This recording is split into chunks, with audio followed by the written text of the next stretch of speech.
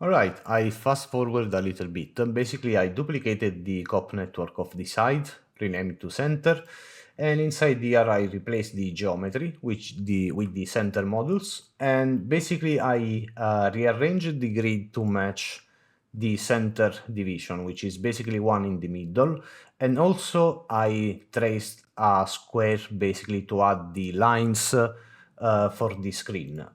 Basically, until here, we just have the regular line just as before, but they're less. And then I'm using the same square shape, so this guy, duplicate it for time and subtracting it from the main grid to remove basically the center line that otherwise I would have here. And the same square, but use with an outline instead of a shape in the SDF2 mono and invert it so the outline will be on the outside. I also added in another blend node here. So basically this created the contour towards the monitor. And basically this is the normal map already prepared. If we plug the normal map here, we have the correct result. But now we have to insert the monitor and the text on the geometry. So first, let's take care of the metallic, which will be the easiest one, because from this original one, we just need to subtract the square for the monitor. So basically, we can do that after we clamped this guy. We want to take the full shape of the monitor, which is should be this one. And from here, let's draw a branch. And we want to blend it with the current clamp. So this will be the background and the square will be the foreground. And actually here we can set it to multiply and invert the incoming squares. So we do have something like this. If we replug the metallic back, so where is it? Here. We do have the monitor part, which is non-metallic. And also let me make a null here. So can I? Yeah. So this will be out mask screen. We are going to use this a lot, so might as well have some reference here. So is everything working? Yes. Now, for the roughness, basically we want to create some dark value here because it will be more reflective, but I don't want to use some plain color. Basically, I want to use this as a mask to blend between the current roughness and another fractal noise. So let's take a fractal noise. And we want to blend it after the max operation here. So let's move the noise back over there. And where is the new noise we created? It's here. So after the max, we want to blend. This will be the background. This other noise, let's put it to 0 so it will be totally black for now. It will be in the foreground. And for the mask, we want to use this out mask screen. So basically, for now, we do have this, and this will be our new roughness. So plug it here. Yeah. Now, of course, we want to tweak this fractal noise a little bit. So let's set a lower amplitude and center, something like this, and maybe Perlin.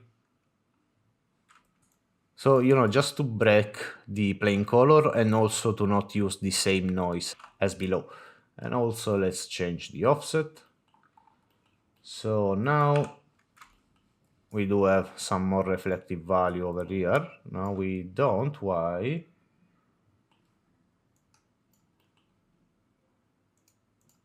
Oh, it's not plugged the roughness. So right here. Yeah. Now you can see that the screen part is really shiny. Now we just need to tweak the base color. And for the base color, we can use a plain tint, why not? So just as for the roughness, and here is starting to become a little bit messy. Basically, we want to blend the screen mask with the, not a fractal noise this time, and I believe that this is too bright, something like this. So take the mask center, we want to plug it into another blend, and after the first mono to RGB, so this one, we want to, this will be the mask, the background will be the current mono to RGB, and this time, since we are working with RGB, we need to add a color value. So take a constant, change it to RGB, and this will be the foreground. So basically we want a really dark gray value, something like this, and we need to replace it here after the second mono RGB. So we do have this thing. Let's see, where are my reflection? We don't have, let's set it to dome light. Yeah, we do. Now let's add some, fake writing here, and we will do it in texture. There's no real geometry behind the screen. So I will use this couple of images I have created with some, fake text to do something behind the screen. So basically after the blend, let's see, we need to do it.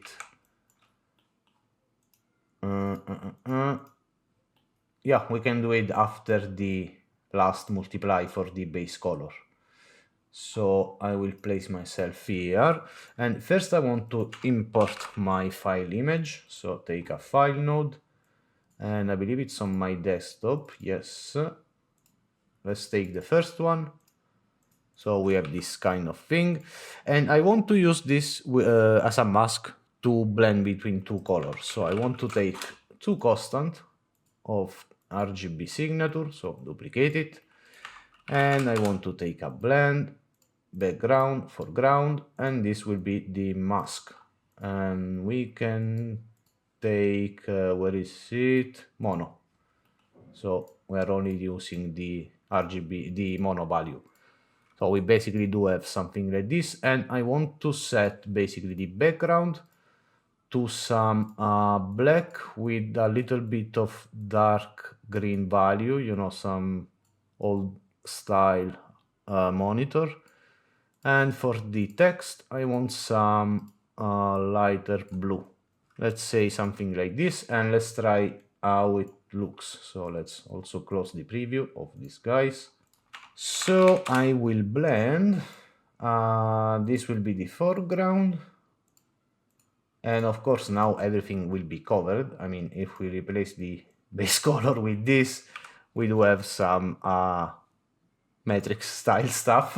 What we want to do is actually to transform this whole combo of image before blending it. So basically we want to scale it by a real good amount, and as you can see, by default the tiling is set to wrap itself, so we want to set it to clamp, so it will repeat.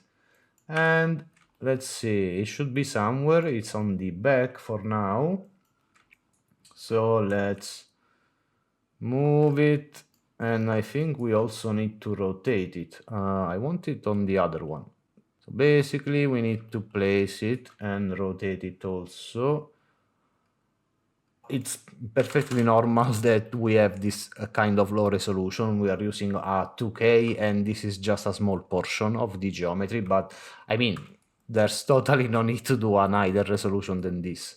So let's place it where it should be, maybe a little bit bigger.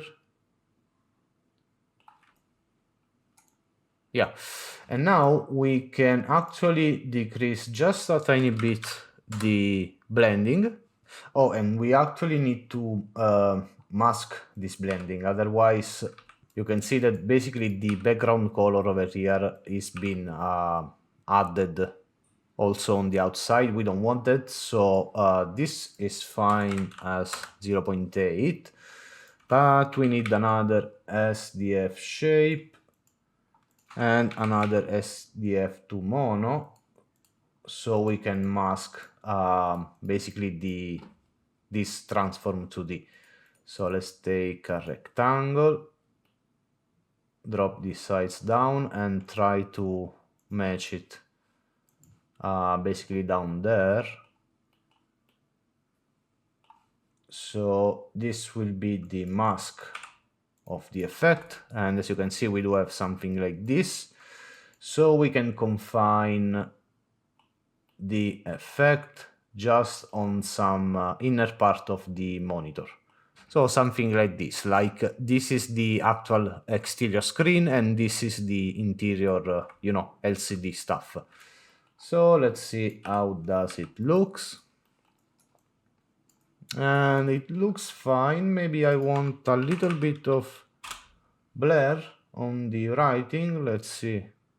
Not this much, but a tiny bit, yes, because it gives more the effect that is behind some screen.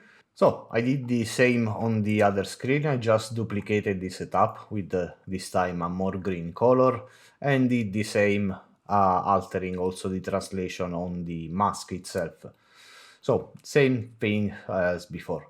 I also dropped down the latest part, which is for the image. Basically, in Copernicus, you can upload a font and use it to write something. So I'm using these two fonts. They should be free. One is called ETC Blair, which is similar to the font they actually use on the robot. And the other one is just the Braille font. Basically, it's the same writing. Here it's a TARS in one font, and here it's a TARS in Braille. So I just dropped down a two font nodes, and it's basically an SDF. It's the same stuff you get whenever you do a line or a square. Then I combine it with an SDF blend. So basically I placed the two writing here, which is corresponding to here in the UV space. And I have two SDF2 mono. One that is for the outline, just as before for the screen, and one for the inner part, because I want to give a different color and also some value to the normal and the roughness. So basically this needs to be applied to the base color, to the normal, and the roughness map. So first let's take care of the base color. Basically I want to use this as a mask to add some orange value and this to add some more yellow value. So let's take a blend node, and first we will take care of the inner part. This will be the mask. The background will be the incoming base color, and we need another RGB constant, so we can use it as a second value for the text. Let's set it to be some orange, something like this. Then let's add the yellow outline. So duplicate these two nodes. The incoming blend is the background, this is the foreground, and replace the mask with the outline one. And also change the color to be something like, I would say this. And let's replace the base color. This should be it for the base color. Sorry to be so repetitive. Yes, it is. Now we want to tweak the roughness map. So actually, let's take a blend node and blend the background and the foreground of the writing and lower the opacity to 0.5. So basically the outline will be white and the inner part will be more low gray value. So where is the roughness? We can blend it here. So let's move the final remap up here, and this will be the new foreground, and the incoming roughness will be the background. So let's see what we have. Let's try to set the blend mode to, let's try subtract, where is it? And lower the value, let's say to 0.1. So we just want to introduce some variation to the roughness. So it will be more noticeable that is a different part of the mesh. So this will go into the remap. And let's see. We can't see that much of a reflection for now, but it should be working.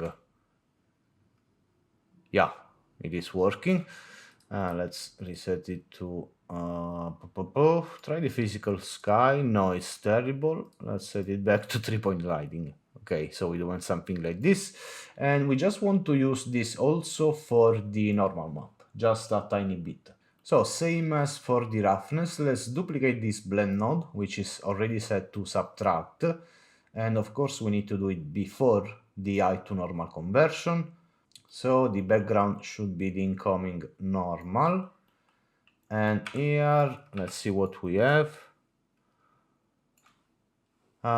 This should be already be fine. Maybe increase it to 0.2 and replace it to the eye to normal and see what we have.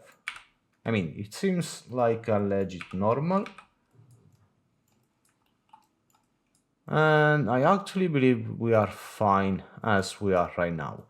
It still looks weird, but I promise you it will look much better in Unreal. So all we need to do is to write this texture, and the naming is already good because it's all using variables. So if you middle click, you can see that this time is taking TARS center normal. So we can render to disk. So here they are. We still have the old one for the sides, and now we also have the ones for the center. So before wrapping this video up, I want to export all we need to still to export to Unreal. So in the next video will be start directly with Unreal Engine. Basically, we created the ROP animation output for the animation itself, and they are already fine. So we can export those, save to disk. Here we have the 4 animation, but we still need to export the geometry as a skeletal mesh. So we want to branch from the AutoRig builder. First, we want to unpack the Apex character. So take an Apex unpack character over here. And from here, first we want to drop down a point wrangle just to declare a string attribute on the primitives. Otherwise, basically Unreal will consider this as a 4 separate mesh. So we want to write on the primitive. I don't know why I took a point wrangle, but we need to write on the primitive, and we want to say that as a name it will be equal to, I don't know, TARS mesh, just as it is. So we do have a name string parameter. And now we also want to split the geometry to create 2 separate groups, because otherwise Unreal it will assign to this geometry only 1 material slot. We need 2 material slots because we need 2 materials. So let's feed this into a split, and we want to split we should have some center group on the primitive, I believe. Where is it? Center side, I have it there.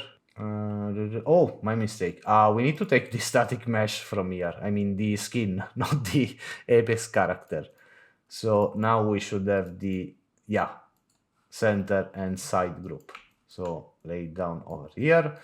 And basically, if you're wondering why we are splitting geometry again, if we already have the group, you can tell different parts of geometry in Unreal with groups with Houdini engine. I tested it and it works, but for the FBX to take 2 material slots, you actually need to create a different attribute on the geometry. So basically, we want to take an attribute create, and this attribute needs to be called FBX material name.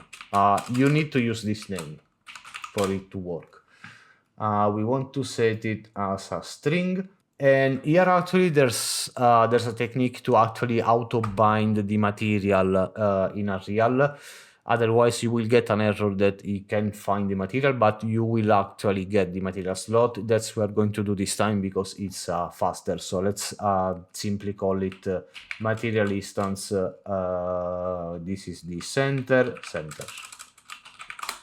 Duplicate it. We want this on the right side and call it sides. So we can merge this guy back. So where is my merge? And here we want to take a ROP FBX character output. And here we want to plug the geometry into the rest geometry input. And on the second input, which asks for the capture pose, we want to take the, where is my unpack character? We want to take this output of the unpack character, which is the capture pose. And in here, on the compatibility tab, let's set it to Unreal. And let's see, we don't want to embed the media. We don't have any quick material node before, but I don't want to risk that some texture and other stuff will be embedded in the model. We will define everything externally. So this is good that it is. And this needs to be written in the UI project variable. So in the content folder, and this can be inside another subfolder. We'll call it mesh, and it will be called, let's say, TARS character.fbx. And this time we don't need a sequence, so use just the current frame. Click to export, save to disk. And that should be it. Let's see if the file has been created. We do have the mesh folder and we have the FBX file. So we do have everything we need, I hope. If not, we will do a small fix in the next video. So I will see you in the next one where we will actually create a functional character in Unreal. Cheers.